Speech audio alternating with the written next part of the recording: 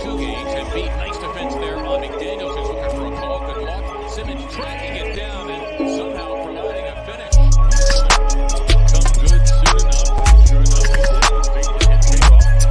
It's behind the back to Embiid. Joel getting his first bucket of the game. Embiid has already missed a couple of threes. There's Green in for a three. Got it. So Danny Green hits the ball, sneaking up there, trying to pass Joel's attention. He can do it. Give him a go. He ties Seth Curry. So perhaps kind of close out of batter's box a little bit. Sitting here kind of surprised. Opens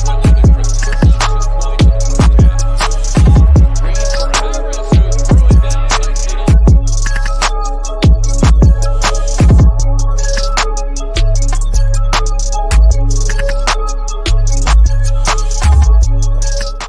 What's up, everybody? This is Half Court Heat, episode 9. I'm your host, Tony Jigsaw Cotillo, joined as always by Al Griffin, Andre Johnson, and we are talking Philadelphia 76ers, a little NBA talk, and we got to get right into everything is the aftermath of the trade deadline. We're going to get back to see what the Heat and the Celtics, did they get better? Are they a contender? Did the Sixers do enough? What's the lineup going to look like? What's the little Joel Embiid update? So many different things to get into, but we're coming off a loss, something that, listen, it happens. I get it, right? But, we got to dive right into the George Hill thing. And let's just talk about, number one, did they get strong enough? And number two, what does this do for them going forward? And how will he be utilized? So first, Andre, what do you got on George Hill, my man? Well, first of all, the Sixers just picked up a real one. George Hill has been given an NBA fits since he's been in the NBA. And what I mean by that is he's a solid player, NBA vet, proven defender, great on the outside. I mean, he's about 6'4", 188. Like, this guy on the wing can light you up. But I like his defense. I think it was a great move for the Sixers to pick up because of his defense. Now, it's a little parallel, and I hate to say like yes and no, but this is a yes and no moment. Meaning, George Hill is it another Danny Green? Is what I kind of wanted to, what I was alluding to with yes and no. But George Hill is a solid guy, great defense. I like how, what can't I can't think of anything negative to say about George Hill because he's just that good of a player and he's a savvy vet. I just think that the Sixers needed to go in another direction before the trade deadline. But I'm not mad at the pickup. And I just think I think we got better on defense on the perimeter, which we've been talking about since episode 1, perimeter defense. So I do believe we got better on the perimeter, which is an upgrade and is going to 100% pay dividends in the playoffs when we start to go up against a bunch of high-powered offenses that have guards that can shoot your lights out and they have high motors. George Hill has a high motor that can stick with those guards. That's a good point. Now, Al, let me ask you, because I'm going to say I don't think it was enough. So we know where this conversation is going to go. But let me ask you, was this enough for them? Because we're going to get into Brooklyn a little later because that is our competition. But was that enough, and was it the move that we needed to make? It was one of the moves we needed to make. Right. I would say that because I think probably 3-4 weeks ago, I was saying that me and Doc was probably seeing the same thing at the same time. And he knew we needed a good veteran leader off the bench that could run the offense, play some defense, and shoot better. And we got that. So that's one of the things that we needed. I think it varies on each person that's a Sixers fan of what other pieces we needed, whether we needed a small forward that could shoot, whether we needed another shooter besides George Hill, on top of George Hill, whether we, so each person might have had their own thought of, what we needed to do. Yes, Tony. He said, "Get rid of Ben and let's get Bradley Beal and hit and do the whole team." But you know what I mean? You got to know certain things wasn't going to happen. At a certain point, we all realized the big move wasn't going to happen. It was going to be small moves. So, what small moves were going to happen and what smaller moves was available? I'm not going to lie. I wanted Kyle, but in my mind, it was not worth giving up Thibault. Thibault is part of your championship DNA that's going to help you win. If you lose that, now you're gaining but taking away at the same time, and you're feeding the whole purpose. So I wasn't willing to play that price. Obviously, Morey wasn't either, or the Sixers in general wasn't willing to do that, and so that's what we came up with. Should we have done? I was hoping for maybe one more piece from somewhere, but where? Nobody wanted to come here. Everybody wants to go to the Nets and jump on the bandwagon because they want to load the team up and think that that's going to win the chip. That doesn't necessarily mean that. But, hey, the more the merrier. I mean, you can't say, hey, if 3 people wanted to come sign here for the minimum, I would say, no, don't come. So, it is what it is. I would love somebody else, but it is what it is, so. I think you get a great point because obviously, I wanted more. I think we all wanted more, right? But I honestly wasn't willing to pay the price that they wanted for Kyle Lowry. I'll be honest. I think it was a little borderline insane for a guy that's 35 years old, right? And so essentially could have been a rental player or wanted a 2-year extension in order to kind of hamstring you to move that you made, right? So listen. Right. 5-0 on top of what you had to give up. He wanted $50 million to sign when he sued you off. Exactly. Really, dude? And listen. Can you get here first and let's have a cup of coffee? Well, I get it. He wants to make sure that he's well off for the next couple of years and make, but my whole thing is there was nobody else. Listen, we all knew this. It was Kyle Lowry or bust in the sense that there was no other guy. The Zach LaVine, that they weren't available. Bradley Beal wasn't available, right? These guys were not available. So we did the best we could. Like you said, I'll agree with you. It's not like Blake Griffin went because he was bought out. The LaMarcus Aldridge went because he was bought out. They didn't trade for those guys, right? So here's an interesting thing, and let me ask you guys this because again, you brought up a good point. That you said Tony would want to trade for Bradley Beal. So in the beginning of the year, think about this: that Ben Simmons was offered for James Harden. Let's not forget that. That deal. Yes. Daryl Morey offered. I hate to admit it, but yes, he did. He did. Now, think about it, right? Think about it. So, seeing how this season, it's a great question to me. Seeing how the season has played out so far, are you upset that move didn't happen? Or I shouldn't say upset, but what would you have thought to happen if we did send Ben, and right now we have James Harden and not Ben Simmons? Do you see anything different on this team, or would you feel any better about this team going up against Brooklyn? I would have had to know what else had to go. Because it'd have been how much? Because you had to match the salary. Well, right. No, the salaries was matching, right? You didn't have to worry about that. It was Ben. It was a 1st-round pick, and I think it was like Mike Scott. And it was a couple, but the main focal point was a 1st-round pick and Ben, right? So Danny Green and Curry would have still been here. As far as I could tell, yes, they still would have been here. Wow. That's a tough one, right? You go first, Trey. I want to know what you think. Wow. I was hoping you wasn't even going to ask me that question. I had to. We can stop. Yo, listen, we can stop the show right now. Because what kind of question? Tony, I think Tony just want to see, when he asked that question, I was looking at he stirred the pot. Because I was like, Al, are you seriously going to try to answer this question? Like, we're talking about James Harden, who is arguably the most deadliest offensive player in the league right now. Right now, I don't know what he was doing in Houston. I don't know. Those pictures were fugazi, with big clothes on, looking out of shape. It was all an act to me. Because when you get to Brooklyn, I don't care. You wasn't on the Peloton or whatever, some weirdo diet to drop 20 pounds in 3 days. And now you're looking like you're the fit stud on the Nets who are just putting up buckets. Yeah.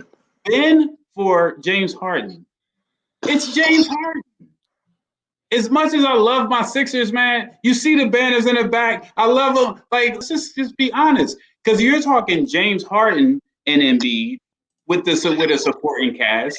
Ben would have been in Houston, and unfortunately, he would have been in the good thing for Ben is that he's not in Houston because he's in Houston was already a toilet bowl. Ben would have been like, oh my God, I hate to say it, but he would have been like another Michael Carter Williams situation. Get rid of, and you would never hear from him again, right? That's just how I think about it. But obviously, I'm not Daryl Morey. But if I would have made the trade in a heartbeat. The issue is now in the beginning of the season, I was saying, and I'm just going to keep it real. What's up, Adam? In the beginning of the season, I'm gonna just keep it real. I said I'm not making that move because remember, I talked about us being Ben. I said Ben Simmons is a generational player. He's a 6'10" point guard. You're not getting that everywhere. Now, and I understand loyalty and all the other stuff, right? But now I'm trying to win a chip. I'm trying to win a championship right now at this very moment. Ben was giving me championship vibes. Now the team is looking like, okay, we still need that piece because remember, 5-6 episodes in, now we're talking about a piece we need to win the chip. So now we're like, do we have enough to win the chip?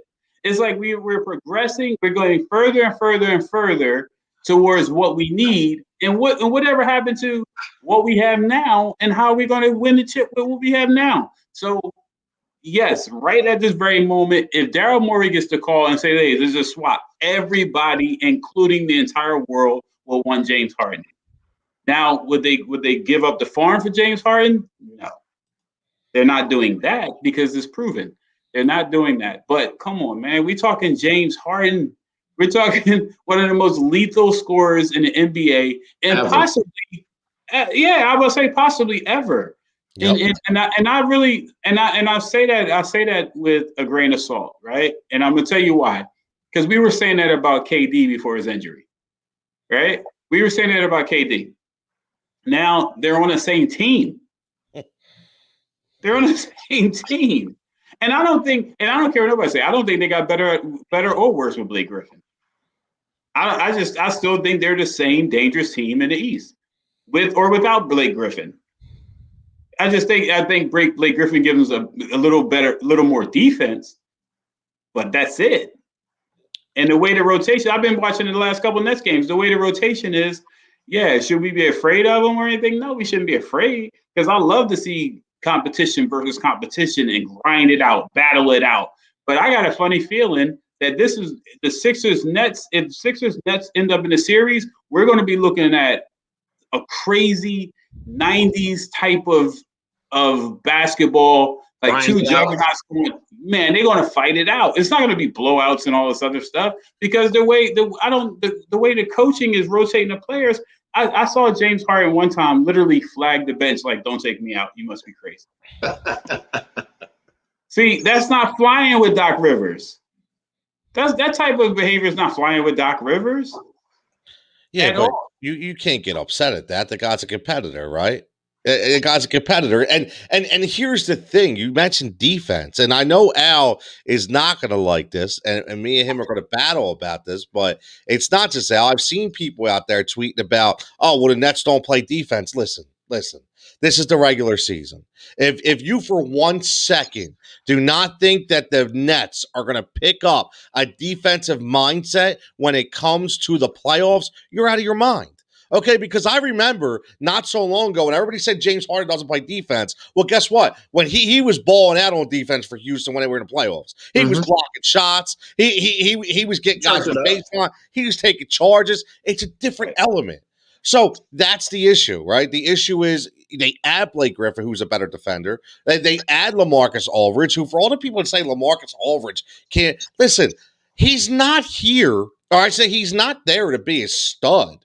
That's the fun part about it when you're playing on such a good team, right? He's just going to be a role player. Mm-hmm. And guess what? I would much rather have LaMarcus Aldridge than anybody else at the 20-foot line, hitting that nice baseline jumper all day long and giving you a big body presence for 15 minutes a game. So I just, back up off that, he's burying it. Right. Well, here's the thing, Al. George Hill, yes, he's something that we needed. And yes, I don't think there was anything else out there for us to get. And the problem is everybody wants, like you said, the buyouts, they want to go to the Nets. That's where they want to go. Adam checks in, and I see this too, Adam. DeMarcus Cousins interested in the Nets too. Listen, they have one buyout left. They have a roster spot. And that's the thing. Listen, I hate to say it, but how do you compete? Please tell me how you're going to compete against that when come playoff time, unless somebody takes care of business or unless something out of the realm doesn't happen. I can't get excited. Because the more they add, the more we have to compete, Al. That's all I'm saying. And I'm thinking actually would be a good idea, because if again think of long term, the more bodies you put on Embiid, the better. DeMarcus Cousins has 6 fouls, and he's physical anyway. So he's just going to bang. I mean, Embiid's not going to get anything easy anyway. So just beat him up and beat him up and beat him up and beat him up. And all series long, just beat the hell out of him and then see what happens out of it. I mean, right. It is what it is, though. We got to go to war. I mean, it's got to be what it is. Nobody's going to feel sorry for us, and everybody's going to the Nets, and why aren't they going to the Sixers? Hey, it is what it is. Let's go. We still got to play. We still got to roll the ball out. They still got to make baskets. But the problem, here's the problem though, and this is what people. So Dan checking in says, LMA LaMarcus Aldridge can't guard Joel. I feel you, Tony, but bottom line, right now he can't hold his job. Listen, Dan, I agree, I get that, but I'm not worried about it. Right? The problem is, and I got JD checking in about Kyrie still can't guard a Buffet's hand sanitizer in the middle of COVID, and he's a head case. But here, again, JD, please answer me this question. We cannot defend everybody on the Nets. Everybody keeps talking about this great defense the Sixers have. Okay, who's Ben guarding? After Ben, who's Matisse guarding? After that, who's guarding who? Right? You still have so many other. You keep talking about the same things, and I don't mean anybody in particular, but everybody. My problem is there's not enough bodies to go around to be able to contend and defend this team. That's all I'm saying. They have with us. It's exactly what Al said. They 12 fouls against Joel. Bang them around, punch them out, do whatever you got to do. After that, who's beating you on the Sixers? I don't think Tobias can handle that role. I don't think Ben can handle that role. So unless, again, if they average, tell me this, Andre, tell me this is far-fetched. I said this morning early on Jigsaw's Judgment. I said if they average 130, if the Nets average 130, and we can D them up, and we can get them down to 110. Well, if the Sixers average 100, and the Nets D them up with Joel, we're only going to average 90. So no matter what, we're going to drop down 10, and our drop down 10 is plus 20 for them, and that's what I'm concerned about. That's a valid and legitimate reason to be concerned. See what everybody look. The playoffs aren't here yet, right? So it's beautiful that we can say, oh, they gotta tie up their shoes, they gotta roll the ball out, and it's a great feeling because us as fans, the fan base here in Philly, we don't really care about the Nets. Right. So we got to bring it in. We bring it in. And then when we really bring it in, we go, whoa, them guys are pretty good. And now reality starts to set in. So that plus 20 and all those other stats and all that, man, that's all great and fine and well. But you know what it really is going to boil down to? Who gets offended first? Meaning, are the Nets going to end up playing a Sixers half-court game and the Sixers running out every now and then? Because we sure enough don't want to play a running back and forth game because, first of all, we're too big. We're too big to be running up and down the court. We have length and size, pause. We have length and size on those guys. But the bottom line is those guys are going to be running. I watch them play all the time. And I go, you know what? that they beat the other teams because they make the other team fall into that trap of their type of play. Everybody falls in love with watching James Harden. Doc's going to go crazy if you fall in love with watching James Harden at the top of the key doing all like 25 moves, 8 seconds with the ball. Doc's going to go nuts. He's going to be like, yo, strip the ball or foul him. Do something.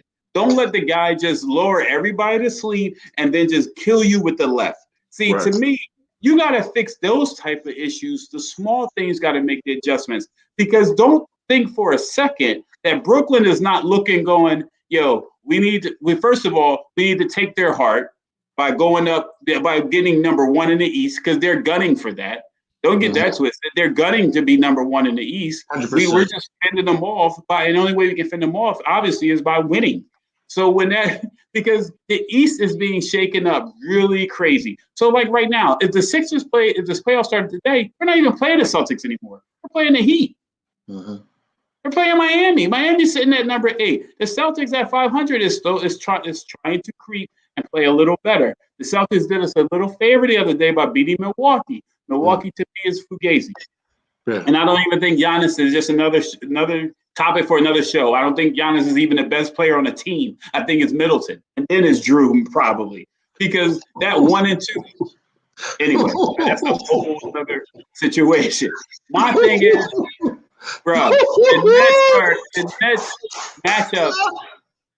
The Nets we don't match up either well with any of those teams. They don't match up well with us. We don't match up well with them. And as a fan, I want it to be a situation where they don't even like each other, because I want to see a rugged, tough matchup war. And if we can get them in that scruff, in that fight, then that's the only way we're going to have a fighting chance of winning, beating them. Because we're not talking skill, because we're not talking matchup skill, offense against offense. Because it's given, they got firepower all over the place. But are they going to defense wins championships? We know that cliche. It goes to any team in any sport. However, matchups are very important in the NBA. And if you got matchup problems, you got big problems. LeBron has proven that the last umpteen years he's been in the league, winning with mediocre teams. You're right. Sure. No, you're right. Listen, with that Cleveland team, right? He won with mediocre, right? That Cleveland team with, listen, we don't even have to mention names, right? Because, honestly, but that's LeBron. Yeah. Even though he's the number 2 player in the world, no disrespect, Al. But we'll get to that another day.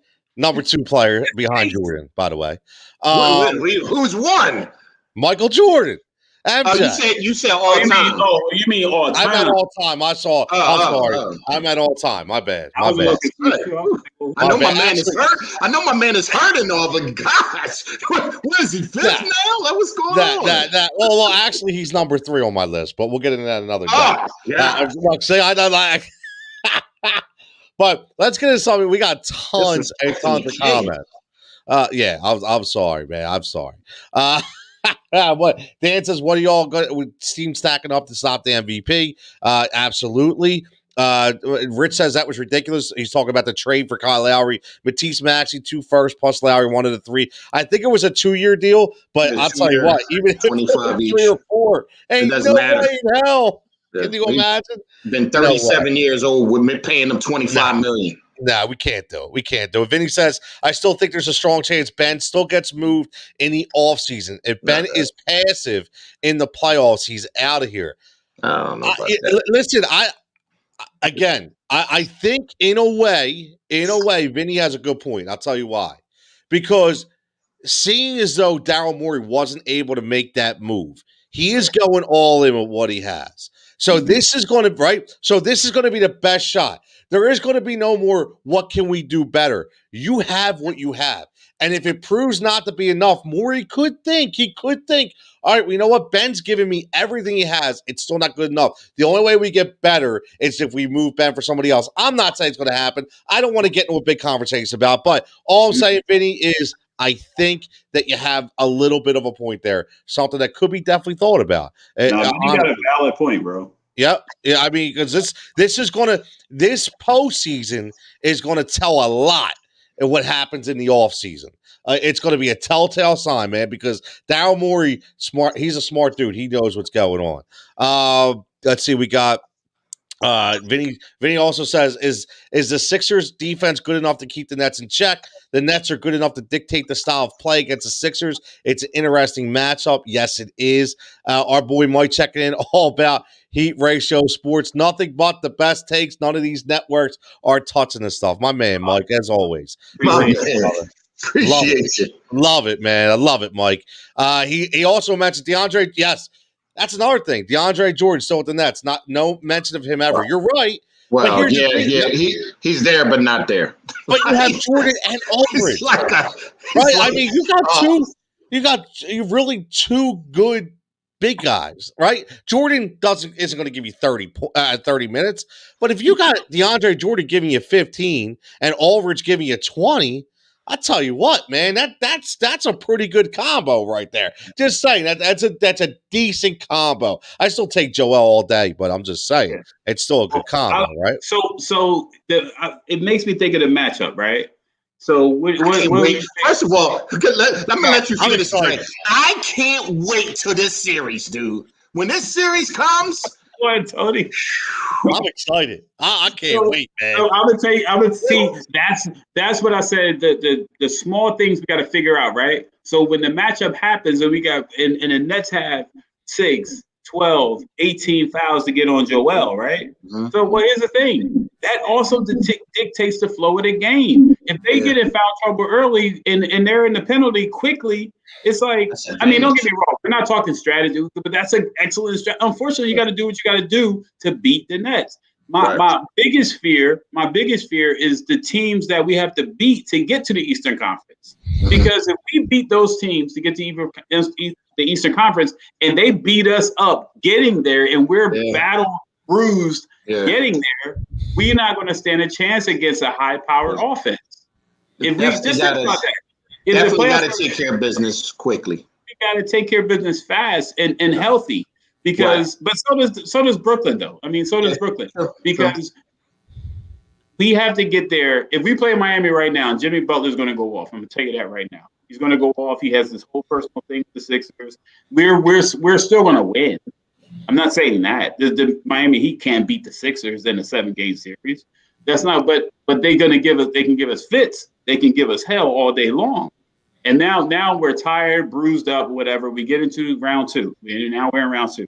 And when we get to Brooklyn, that's why we have to end on the number 1. We have to end up with the number 1 seed because we're going to need everything we need. We're going to need our guys healthy. We're going to need home court advantage. We're going to need the refs on our side. We're going to need the fans in the building. Come on, man. At the end of the day, it can all come together because I think we are a great team. But we have to get over the hump. We definitely listen. Make no mistake about it, and I want everybody to understand this. I know I get a lot of flack, a lot of heat, but I like it. I enjoy it. But I'm a Sixers fan, man. I want the Sixers to win. The passion that you see is because I want them to win. It blows my mind when I have to think they may not. So again, I can't always stay upbeat and positive all the time. It kills me because I am a fan. Now, this is great. Our boy MJ checking in. I love it. So MJ says, Sixers at the deadline. We're good. We're the best team in basketball. Lakers and Nets. We're adding more all-stars. Sixers. Maybe we should have taken this a little more seriously. And he says, Sixers, we're I love it, man. Really? Sixers just effed up. Dan, why we always do arrogant? Why we always so arrogant? It's far from that. Is that stop it. Stop. You can't control the buyout market. If they want to go and play for the Nets because that's what they think is going to be their way to win a championship, then that's all you can't do anything about that. You can't. I don't care if we had $20 million in cap room. They think that is the only way to win a chip. So that's why they're going there. I mean, we can't do anything about that. You can't. And the way I look at it, as far as the NBA, is where has everybody been in the last 10 years? That's happened in the last 10 years. People are flocking to where they think they can win a chip. They on Great fire. point. And it's just the Nets' turn right now. That's all. Great point. When you posted that the other day, Tony, when you posted Durant crying, saying, "Oh, everybody wants to go to LA," and what was the other place? Who I was don't he know. whining about? He was whining about somebody saying that everybody wanted to go to the other places, and why is it like that? And that I haven't seen him tweet in a long time. I just seen Aldridge is official now. I didn't see him saying, no, Aldridge, don't come here. We don't need you. Nah, he's letting everybody come. Right. Well, you know what? Here's the thing, and I will say this. Let's get to this first. And I only back. So Brian checking in, great comment here. The biggest reason I think we have a chance against anyone is because of the man who replaced Brett Brown. So, listen, there's something special going on here, right? There's something special with this team, and it's all about the coaching. We've talked about it before. We talked about Doc Rivers. We talked about Sam Cassell. We talked about the different level of energy and culture that those guys bring. One way to look at this with the Nets is almost like maybe we look at it in the sense that they're doing this because they know we are that good, and they have to do everything they can in order to stay with us. Now, listen, we get that. We talk about that in live streaming, in shows, in podcasting. Listen, I'll tip the hat off to anybody, and I'll take it as a compliment. If I start seeing people do exactly what we're doing or trying to be better, good for them. If that's what we bring out, that's great. And maybe that's what the Sixers are doing right now. But I can say as a fan, they're doing something really special. They're fun to watch. They really are fun to watch, man. I mean, and how about, I got to give a shout out to Danny Green. Okay? I have to, right? 53% from three-point land in the past 8 games.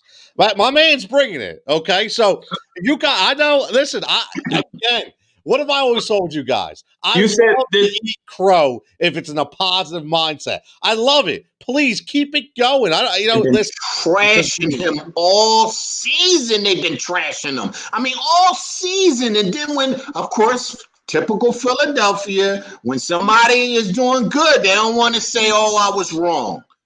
They've been crushing him all season. Me too. And that's why I'm saying it. I got to give my hat, man. Listen. I do. Absolutely. You're right. I said it. I always say it. Always. I want to know the Uber. I want to know if the Uber did the Uber run out of gas? No, well, see, now it's $3.10 a gallon. I'm conservative, so I siphoned the gas out into a gas can, use it for my own car now. I had to use it somehow, so it still needs to be filled up. So now he's going to have to do worse than he did before because I don't want to pay $60 to fill the tank up. You know what? If he was in that Lowry trade, that was another piece that you were missing because he was playing so well. So if you it is not no had to. He had to be in that to make it work anyway. So now you're losing him, and who else you would have had to lose? I don't know. That whole deal I don't think would have worked out in our favor. Plus, in the next 2 years, what we would have had to give him because we would have had to guarantee that before we made the deal because his agent was already saying that. So it might be a blessing in disguise that we didn't make that Lowry deal. We'll see in a couple months, but it might be a blessing in disguise. You made a good point about Kyle Lowry. So, Andre, go ahead, buddy. I know you were going to say something. No, I was just saying all this talk about trades and teams and everything. I'm just listen, man.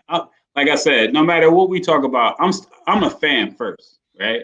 I'm a fan, so I want to get the biggest bang for my buck. I want to root for my team. I want to make sure. Listen, I'm a Philadelphian, and the way I look at it is, if we're in the conversation, like we went so long not being in the conversation, and I'm gonna take a little page out of Tony's book. I want to win now. Yes. I don't care about anything, how we do it, where we do it. I don't care if it's on planet Mars with the rover. I want to win today. Yes, right? Let's go. We want to win now. Now, man, I don't want to win next year. I want to win this year. I want to win every year they step on the court, okay? But now here they come, right? So we're hashtagging that, and we're doing, and we're so invested. Because I'm gonna be honest, I'm 120% invested in the Sixers right now, and I want everything, and I want them to win. I want a chip. But not only do I want the chip, I want them to beat the guys to get the chip. I want it all. I want them to beat the Nets. I want them to beat the Lakers. I don't care about the Celtics. I said that before. I can care less about Milwaukee. I said that before. I want to beat – listen, bro. I want to beat them now, everybody, and win the chip so we can have a parade on Broad Street. Yeah, We're going to have a parade, and I get it. Yes, it's cool. You know what, man, listen, I don't know what they're doing over in California. I know it's not a political show, but boy, was it a lot of fans in them stands against some Clippers. But absolutely. I was like, something don't feel right, but whatever. Don't feel right. But my man Brian, man, been a pleasure. Thanks, guy. He got out early, man. Loving the content, Brian. We appreciate you, man, for real. Absolutely, 100%. Just wanted to get that in there before he checked out. Yeah, MJ's killing me. Here we go. I know Al was saying. This guy. Why you got to be that guy? Why you got to be that fan? Come on. He's being passionate, though. He's being passionate, man. You know what I mean? The guy would have broken it up. Come on. Stop. He's going to be fine. You think we would have made a trade if they didn't check him out with the doctors and make sure everything was good? You maybe didn't hear it. He's in the gym. He's not sitting on the sideline still with a cast on his hand. He'll be fine. He'll be back probably in a week or so. And he'll be playing. And then when he's hitting 3-pointers off of MB inside and back outside, and he hits a couple of threes in a row, you'll be like, oh, damn, that was a good play. Or he's running the point and not turning the ball over, then you'll say, oh, yeah, okay. But calm down. Relax.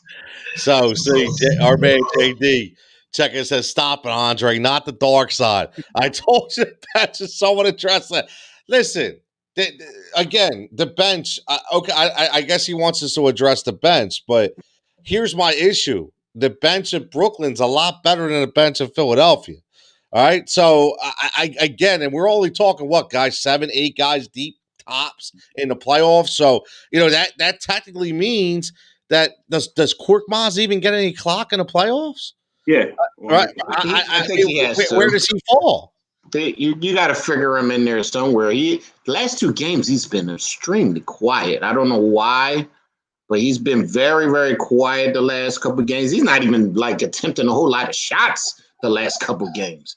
So I don't know what's going on with that, but he's going to get some tick. But I am worried about the bench in the playoffs.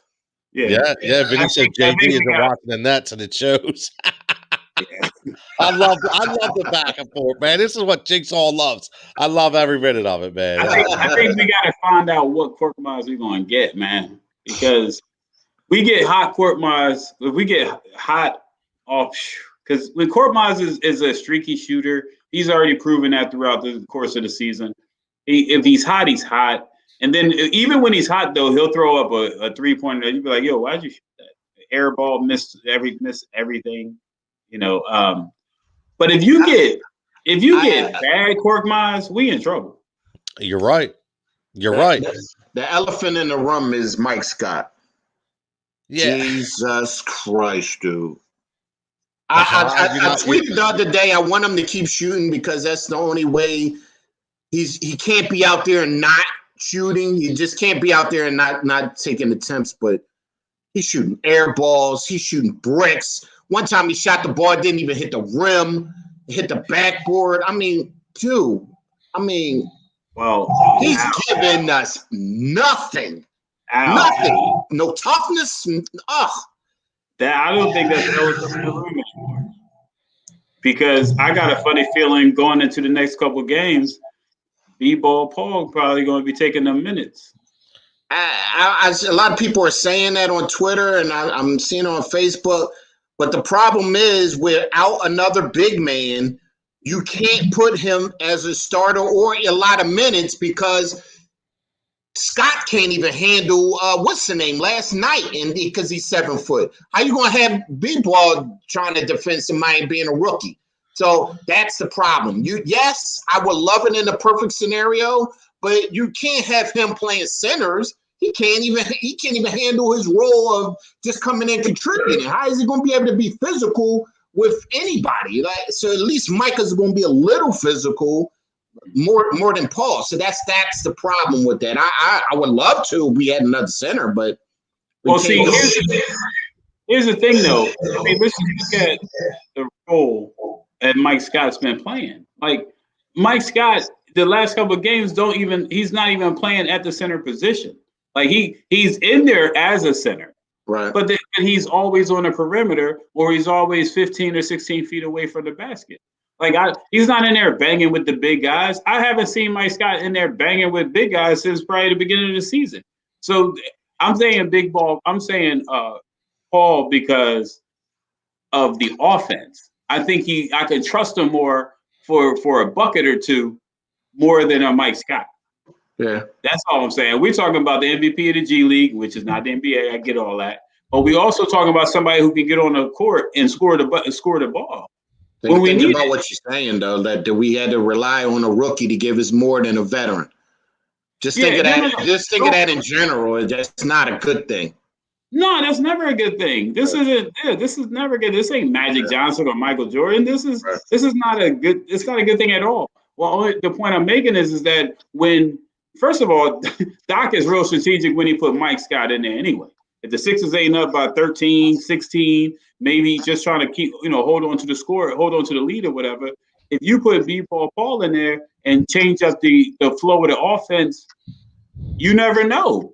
He's still 6'9.5". Yeah. I mean, he's still 6'9". I'm not saying he can bang with the big guys, the 7-footers. What I'm saying is that even if he takes the role of a Mike Scott, I think he can be more productive than Mike Scott on the floor than Mike Scott can be when Doc put that weird second unit in. Yeah. And I say weird because sometimes I'd be like, why is he still in there? Why are they still in there? Get them out of here. Right.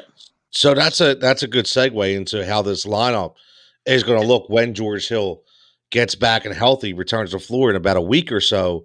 Are we going to see Hill teamed up with Curry? Are we going to see Hill teamed up with Green? So what's the best offensive and defensive combination for this team? What do you actually see out of George Hill, and how will he be utilized? Al, what do you think his role right when he comes back? What do you see that offensive formation going to be with George Hill?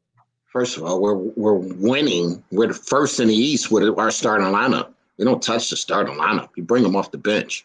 But what you can do once he gets, I guess, 7 to 8 games in and he's comfortable, he's got his win back, you can move where you see Shake at the end of the game sometimes. You can maybe put him in for Danny Green if Danny Green's off that game, or a combination of if Seth's off that game, now you could bring him in for that spot, or you could do a combination of Shake, Hill, Tobias, Ben, and Embiid. You could do a lot of combinations with him now because he can shoot and he can handle the ball. So maybe you'll go a play where you'll have Hill running a point and setting up a play for Ben in the post, and then a rotation of a swing if they double team. So you could do so many things with that if you want to do it. But I'm not touching the starting lineup. 100% not. I got to bring them off the bench and then mix them in as we go along. So Andre, before we get into this, our man JD checking in. This is a JD versus Vinny segue here. Vinny said, no face, no case. I'm real. Ain't been wrong yet. JD ain't been wrong yet. My man. Yes. Because he's been saying it all season. That's why he keeps saying that. He's been saying, don't touch it. Don't touch anything. Don't get rid of anybody. Stay pat and roll with it. That's why. Well, Vinny wants to know whatever he's drinking, he's in. That's what Vinny said. JD, I want whatever you're drinking. I love this, man. I love it. JD drinking that Oracle juice. Yeah. He come out with his own Oracle juice. Yeah, we don't have no Ike juice here. We got Oracle juice. You know what I'm saying? Yeah, we got Oracle juice. Yo, I think this was a good move though, because I think for 2 reasons. One, I agree with Al 100%. About don't change the starting lineup, right? Even when I thought about it, I thought it was a good thing to talk about. Don't change the starting lineup. However, I think those minutes are going to go down a little bit for Seth. But more importantly, thank God we solved one of many little problems that we have. What is the one of many problems we have?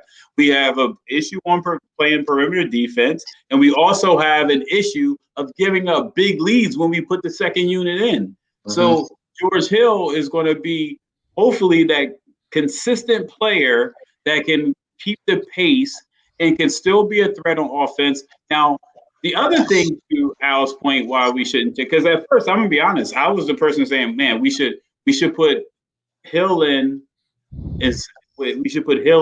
instead of Seth," right? However, they're both averaging about the same amount of points, same amount of rebounds, same amount of minutes, same amount. So it's there.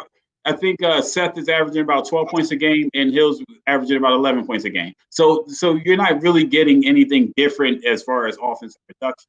What you are getting, though, is someone off the bench that's averaging 11 and 12 points a game. Now besides Shake.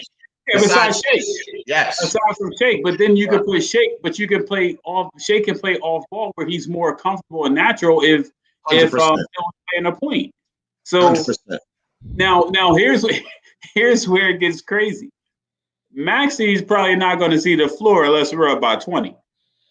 He's probably not going to see the floor. I haven't figured out how he's going to do that yet.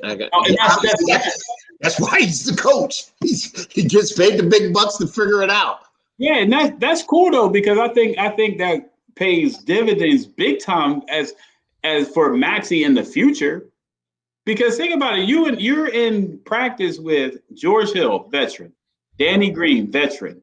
You're almost now. We're comparing Allen Iverson and Lou Williams situation because Lou Williams had to battle against Allen Iverson in practice. So that's something totally different. What I'm getting at is that you're learning from guys who've been in the league 12, 13, 14 years at your position. So you're going to pick up something. So it may help him in the future. I don't think this year he's going to get a lot of minutes going forward, because we do have a couple games. We play against the Nuggets, the Cavs, and all those couple, the next couple of games. So I don't think we have to blow teams out by 20 for Maxey to get significant minutes. No, I agree.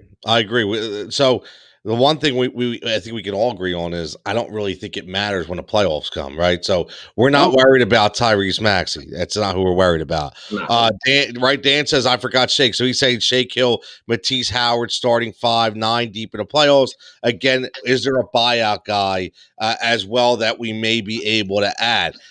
Listen, Dan, before we get to that, let me mention a couple things because we'll answer this question in a minute and we'll get to some NBA talk. So just so everybody knows, let's get on the ball. A lot of people have already checked in about this, but again, you've heard about our partnership with the Bobblehead Museum Hall of Fame. Okay, so really awesome guys over there doing tremendous things, giving us the opportunity to be able to give away bobbleheads 2 at a shot, individually numbered, handcrafted certificate of authenticity straight from the Bobblehead Hall Museum. Okay, this week it's Joe Lenardi and Sister Jean. Really, really cool bobbleheads and very easy. I mean, listen, you see them right there. Joe Lenardi is right there, the bracketologist guy, right? Yeah, the bracketologist guy. You can own that bobblehead right there. Sister Jean, you can own that bobblehead. We're giving away 2. All you need to do, like the page, retweet the status, subscribe to YouTube Sports on YouTube, and also follow at Bobblehead Hall, which is the Bobblehead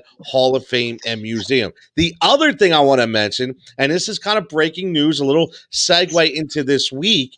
On Tuesday, I will be interviewing myself right here, the Heat Radio, the owner of the Yuengling Brewery. Miss Wendy will be with me one-on-one. And not only are we going to interview Wendy, but she's going to talk about the brewery. She's going to talk about the history, but she's also going to talk about the partnership with the Philadelphia Phillies and Aaron Nola. So if you see in the background right there, you see a hat, you see a 6-pack. We're going to give away 5, not 1, not 2, 5 prize packs to 5 lucky people. Inside that prize pack will be a brand new official Aaron Nola t-shirt for the Phillies. It will be a brand new baseball, a signature Yingling baseball, a cup, a glass that's hand etched with the Phillies and Yingling. This 6-pack that you see behind me, a book bag, a program, and the hat that you see. Listen, it's a huge box, okay? And Wendy's going to talk about it. Can we win?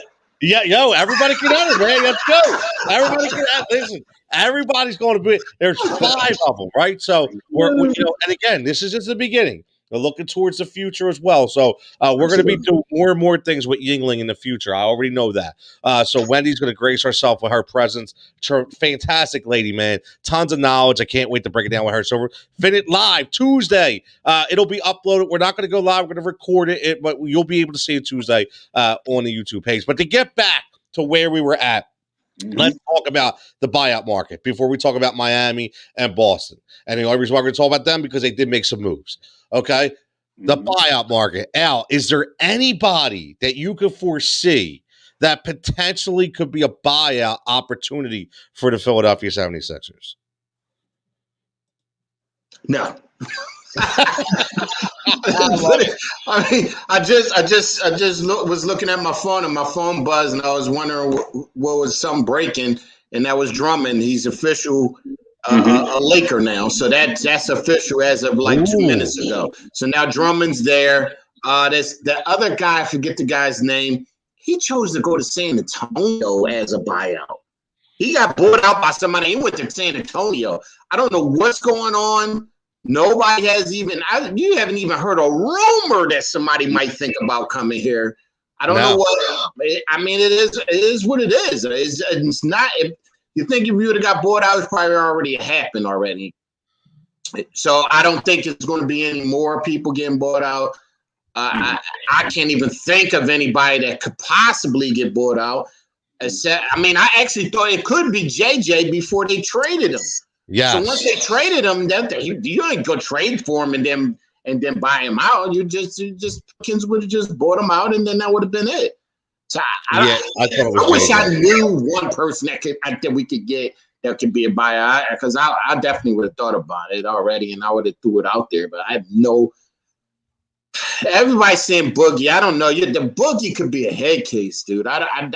It's got to be the right situation, the right conversation with him even to do that. Yeah, you know what? You got to be careful with him. You do. But Vinny is reading my mind, because he has 2 of the 3 that I thought would be good potential buyouts for the Sixers.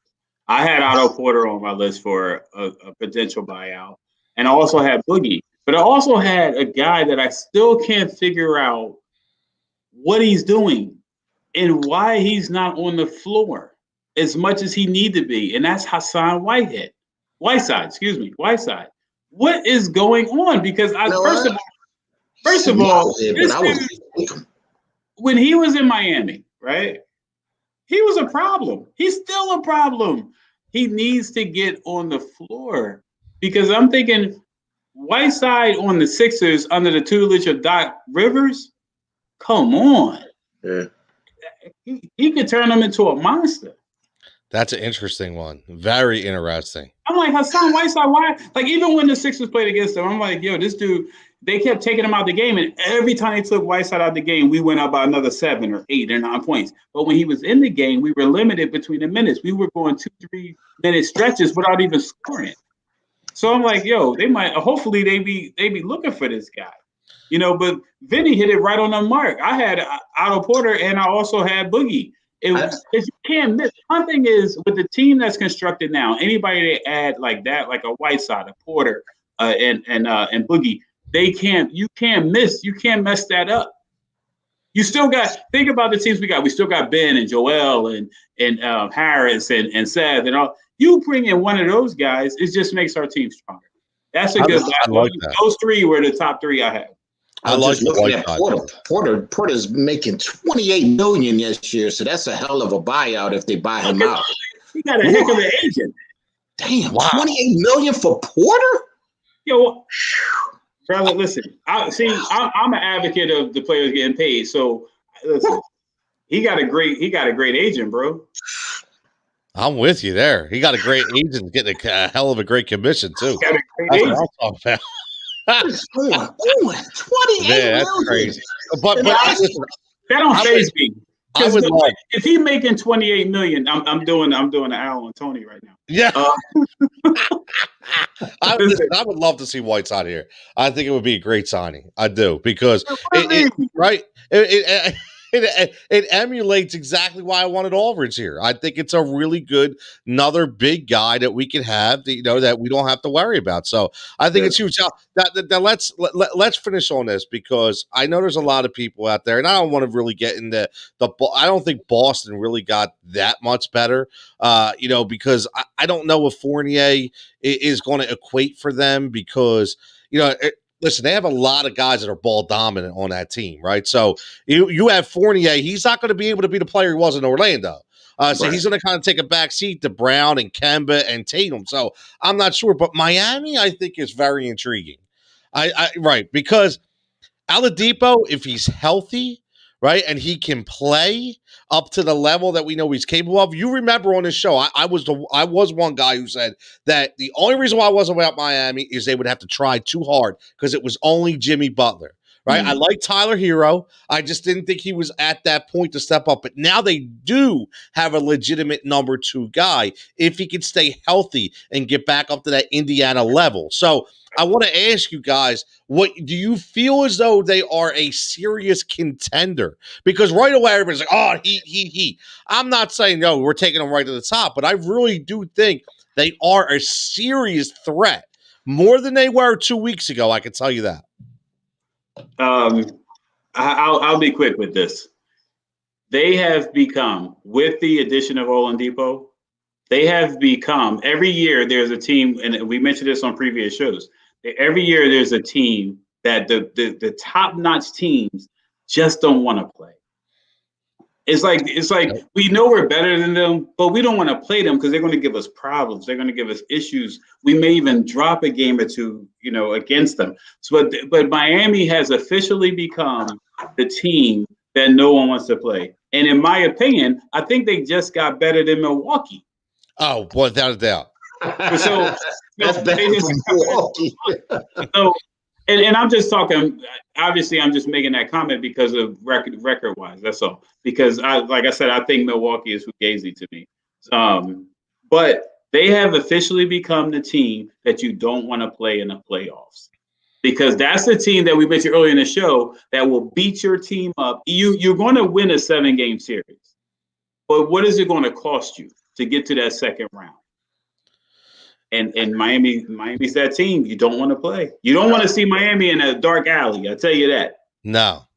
Al, what do you think, man? Because I agree. I'm all in on the team that, do I think they're the best team? No, but it's definitely a team I do not want to play, man.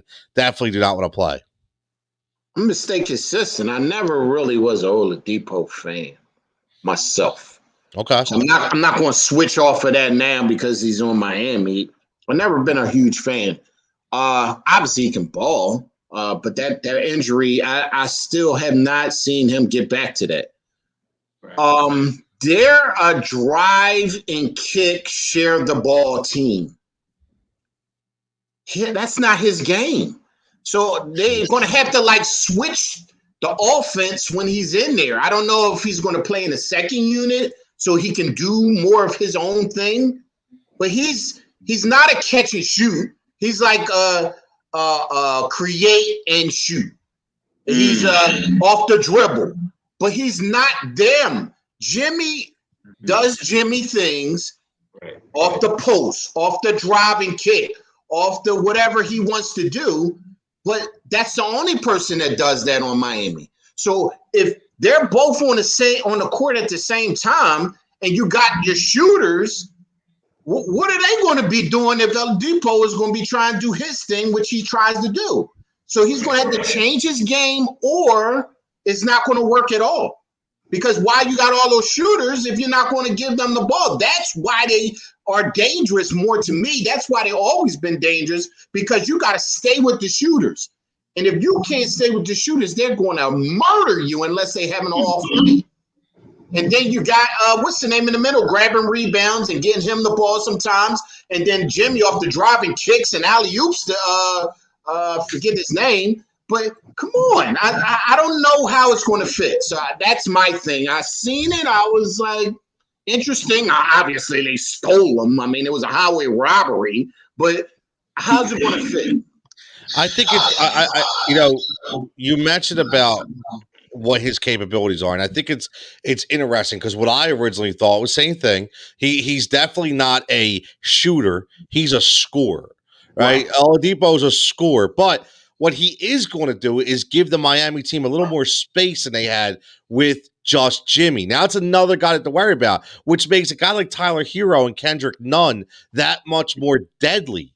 So that's the only thing I'm thinking. Listen, you got Bam down low, boxing everybody out, right? You got Jimmy he's going to draw a crowd, and Victor, if he can play again, if he's healthy, because now you are right, he had a devastating knee injury, and he still didn't look right in Houston.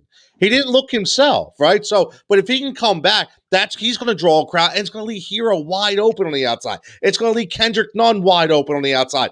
And I'll tell you what, Kendrick Nunn could be the X factor on the Miami team because when he plays 20-plus minutes, the kid can ball.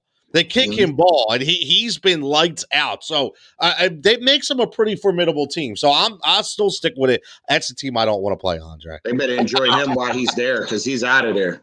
They got no shot to re-sign him next year. Oh, no, not at all. No shot. Well, Nunn. You brought up a good point about Nunn. He is not potentially the X factor. He is the X factor. Yeah, like he's the X factor now because the guy plays. See, the thing about Nunn is that when Jimmy Butler. Now don't get me wrong, Jimmy Butler is a heck of a defender. But when all those guys is hot, you need that extra player to make sure that the defense stays intact. And Nunn is that guy because they're like, oh snap, he's always deflecting balls. He's always rebounding. And you know what he doesn't get a lot of credit for?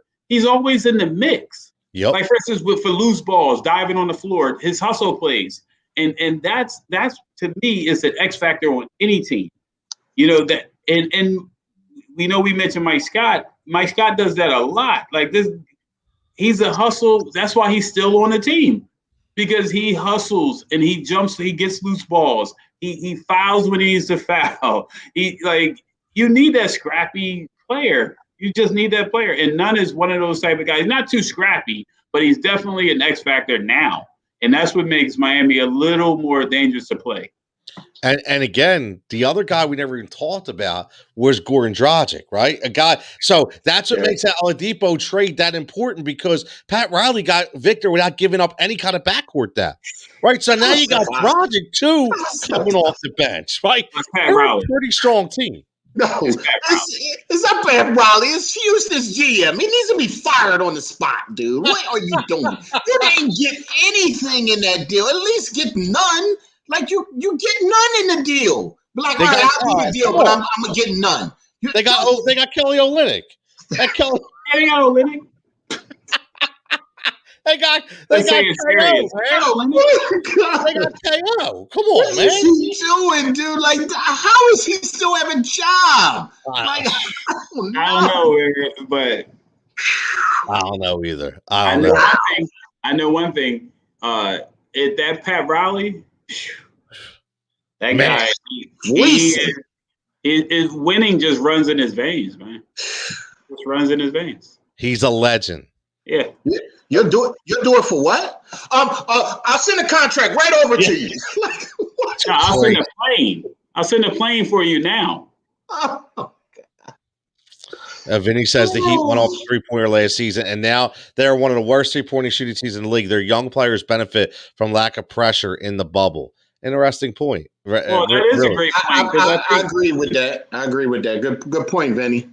And well, you got a strong personality down there, Vinny, and I think that's why it didn't really work too well with Butler up here in the Sixers. Like when you got those young players down there, you got somebody walking in the locker room telling you what to do and showing you how to practice, and you're making close to what he's making. You don't want to listen to that guy. Road games that they didn't have to worry about road games, traveling. That stuff is real. Everybody think that stuff isn't real. That's real. I mean, and by the playoffs, man, I'm assuming we're gonna be 60, probably 60% capacity, maybe a little bit more. So it's gonna be a real crowd in there. And how can those shooters handle that? I don't know, but we sure gonna see. We're gonna find out. We are going to find out. We're definitely going to find out. But one thing for sure, man, we're going to find out really, really soon. But guys, we're 1 hour and 5. We're under hour 15, but we're good, man. We're good. It's a great episode as always. We got to break down the trade. We got to break down the Sixers. We talk some Nets. It's always going to be Sixers Nets. Let's face it. For the next 3 or 4 weeks, it's going to be Sixers Nets, right? But we got into some Celtics talk, which was good. We got into some Heat talk. Got into some NBA talk as always. But for everybody checking in with tons of comments, absolutely appreciate it. Trying to listen, and again, we didn't get to it. We apologize. Hit us up in the threads, man. We are all active. I don't think anybody's more active than Al when it comes to Sixers. So Al be hitting up every reporter, GM, player. Al going at everybody, man. I love it. Man. It's great. It is really, really cool, man. Again, check out I'll be breaking down the pre-games. And so I'm sorry, but I see a lot of people checking in on Facebook. If you're checking in on Facebook, again, check out Al pre-game. Usually a few hours before the game drops. He's always giving you literally like a 4-paragraph type up of what he thinks before the game. So again, if you are on the Facebook, check it out. And again, we're going to try to get that onto Twitter as well. Somehow to formulate it over because obviously there's only 180 characters, whatever the hell it is. Oh wait, Adam, our boy Adam said bring up those new Iverson shoes. So Adam texted me. So I don't know if you've seen that, Andre, but Adam texted me a picture, and I'm gonna see if I can pull it up real fast before we get out of here. Of these new Iversons. Did you guys see the new Iversons that are dropping? Did you happen to see them? Nah. Yeah. So, are you talking about the black ones with the white sole? No. Hold on. We're gonna check. I'm gonna get this up. I see that. Yeah, these are let's see. Hold on. Let's see if I can get this up here. Yeah, hold up. Yeah, I did hear that he was coming out with a new pair, but I thought it was just a retro of the old one. These are fire. Adam sent this to me earlier. I check them out. And let's see. And they are. Oof. I'll tell you what. Now I don't know where we at here. Please don't tell me you talk about the green ones. No. Here we go. He's coming up now. Right here. I don't know, man.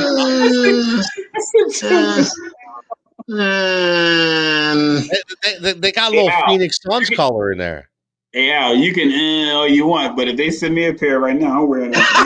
No, I'm in. I am in, man. Yo, bring it. Listen. Yo, shout out to Reebok, man, and the new Allen Iversons. I love them. Reebok answer number, what is that, 9 or 4? What is that Roman numeral right there? IV. That's 4, brother. That's 4.